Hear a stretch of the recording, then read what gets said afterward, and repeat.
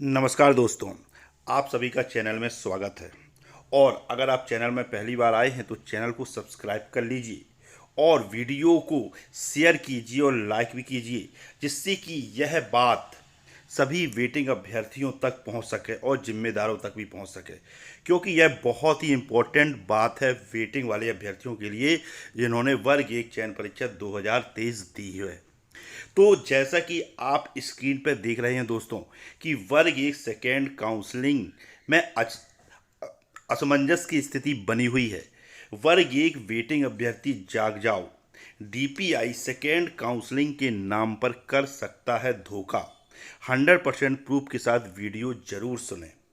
तो आप लोगों को मालूम है कि जो अभी वर्ग एक चयन परीक्षा 2023 के जो मेरिट होल्डर है उनको ज्वाइनिंग मिली हुई है। इसके बाद वेटिंग अभ्यर्थियों की बारी है कि उनकी वेटिंग कब क्लियर होगी और कब विभाग सेकेंड काउंसलिंग करवाएगा। इसको लेकर असमंजस की स्थिति बनी हुई है, क्योंकि मैंने आपको कल एक वीडियो बनाया था और उसमें बताया था कि 2018 की जो वर्ग एक परीक्षा थी और जो 2023 की वर्ग एक चयन परीक्षा हुई है उसमें बहुत डिफरेंस है, उसमें ज़मीन आसमान का अंतर है। मैंने पिछले वीडियो में आपको पूरा बताया था।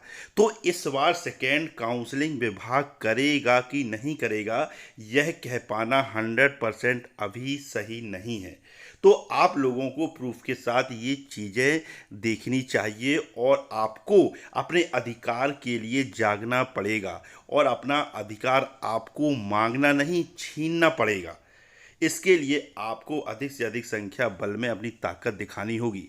तो अभी आपको मालूम है कि जो ज्वाइनिंग लेटर के साथ डीपीआई ने जो जिन्होंने डॉक्यूमेंट सत्यापन नहीं कराया, ऐसे छात्र और जिन्होंने डॉक्यूमेंट अपलोड ही नहीं किए, ऐसे अपात्र छात्रों की लिस्ट जारी की है।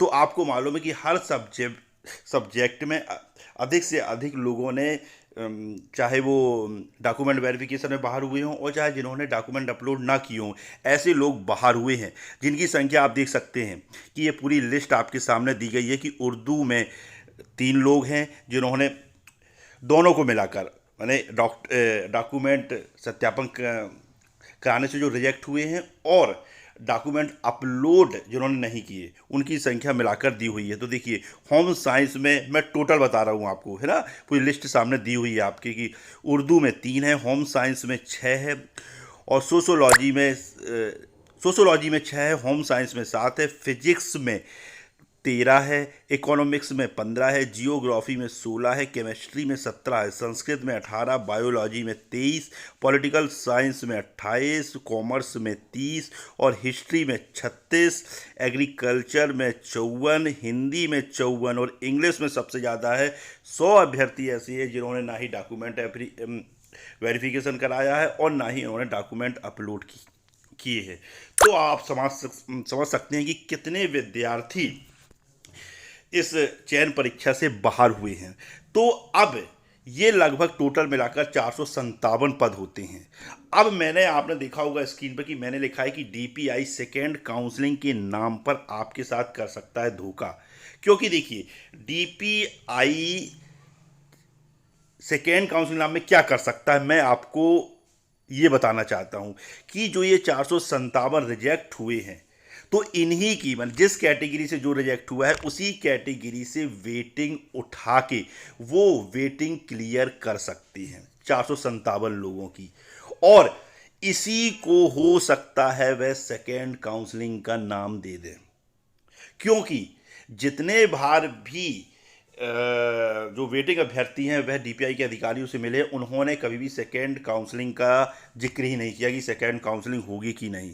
तो अब आप समझ सकते हैं कि ये जो वेटिंग अभ्यर्थी 457 जो मेरिट होल्डर रिजेक्ट हुए हैं, उतने ही कैटेगरी वाइज जिस कैटेगरी से जो रिजेक्ट हुआ है उतने ही लोग 457 लोग जो हैं वो उनकी वेटिंग क्लियर कर दे और इसी को सेकेंड काउंसलिंग का नाम डीपीआई दे सकता है।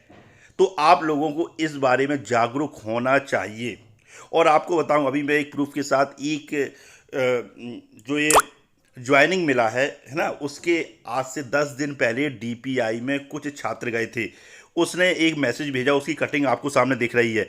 ये छात्र ने मैसेज भेजा था, है ना, कि ये जो है आज से 8-10 दिन पहले डीपीआई गया हुआ था। तो वहाँ पे डीपीआई के अधिकारियों ने क्या बोला था कि आप देख सकते हैं कि डीपीआई गए थे तो वहाँ हमें बोला गया कि वेटिंग लिस्ट रेडी है और इसका शेड्यूल ज्वाइनिंग के बाद डालेंगे। और इन्होंने एक चीज़ और बोली थी कि इन्होंने मेरिट होल्डर के बारे में पूछा था, तो उन्होंने डीपीआई के अधिकारियों ने साफ ये कहा था कि जैसे कोर्ट का ऑर्डर हो जाएगा हम उसके 1-2 दिन बाद मेरिट लिस्ट जारी कर देंगे। और हुआ भी वैसा ही कि जैसे 15 तारीख को कोर्ट का ऑर्डर आया और उन्होंने 1-2 दिन बाद ज्वाइनिंग लेटर जारी कर दिए।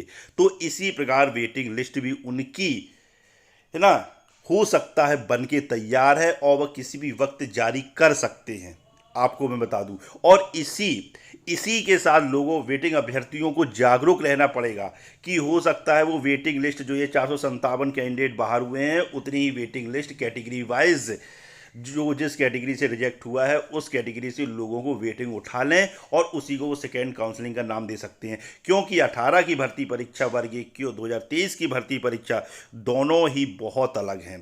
तो इसके लिए वेटिंग अभ्यर्थियों को एकजुट होकर सेकेंड काउंसलिंग के लिए प्रयास करना पड़ेगा। सभी वेटिंग अभ्यर्थियों को तब जाके पदवृद्धि के साथ आपकी सेकेंड काउंसलिंग होगी।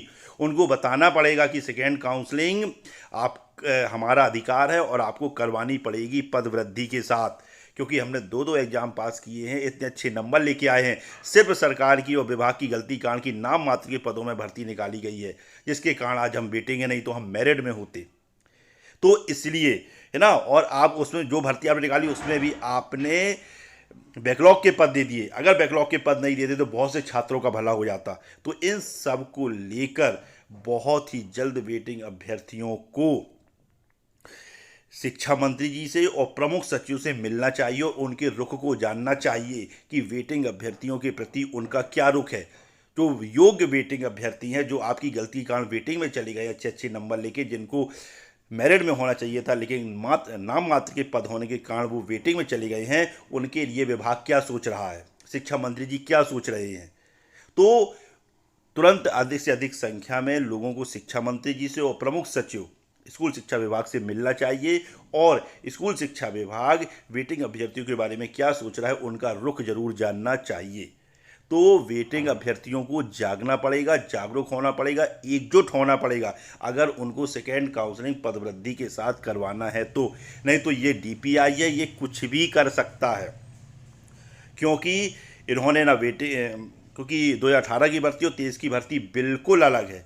इसलिए इस भ्रम में मत रहिएगा कि डीपीआई ऑटोमेटिक आपकी सेकेंड काउंसलिंग करवाएगा। आपको सेकेंड काउंसलिंग करवानी पड़ेगी अपनी ताकत दिखाकर वेटिंग अभ्यर्थियों को।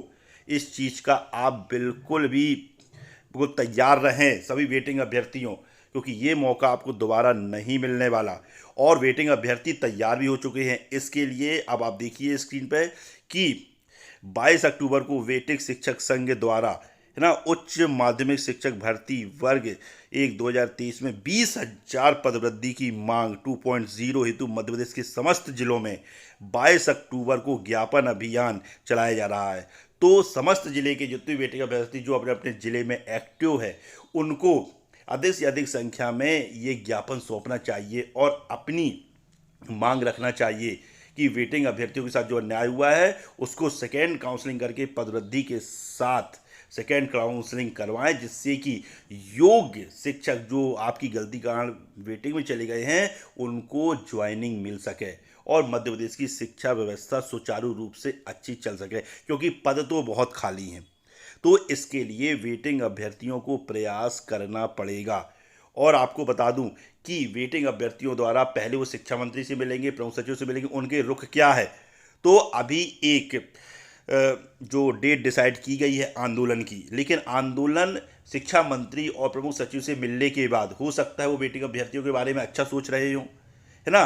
तो उनके क्या विचार हैं शिक्षा मंत्री के और वेटिंग अभ्यर्थी, उसके आधार पर आंदोलन की जो रणनीति है वह बनी हुई है ना। तो आप देख लीजिए, उच्च माध्यमिक शिक्षक भर्ती 2023 की द्वितीय काउंसलिंग में 20,000 पदों की मांग हेतु 8 नवंबर को पद वृद्धि 2.0 महाआंदोलन, है ना, स्थल राजधानी भोपाल, है ना। और निवेदक क्या है, समस्त वेटिंग शिक्षक जो अच्छे अच्छे नंबर लाकर वेटिंग में डाल दिए गए हैं। तो सभी वेटिंग अभ्यर्थियों जाग जाओ, क्योंकि आप इस भरोसे में मत रहिएगा अभी कि डीपीआई सेकेंड काउंसलिंग करवाएगा। आपको करवानी पड़ेगी सेकेंड काउंसलिंग, अपनी ताकत दिखानी पड़ेगी। आपको हजारों की संख्या में, कम से कम 8-10 हज़ार संख्या जो वेटिंग अभ्यर्थी हैं उनको इकट्ठा होना पड़ेगा, एकत्र होना पड़ेगा। हर जिले से आपको एकत्र होना पड़ेगा और भोपाल में आपको अपनी ताकत दिखानी पड़ेगी और शांतिपूर्वक आंदोलन के द्वारा अपनी बात सरकार के सामने रखनी पड़ेगी, जिससे कि आपको आपका अधिकार मिल सके,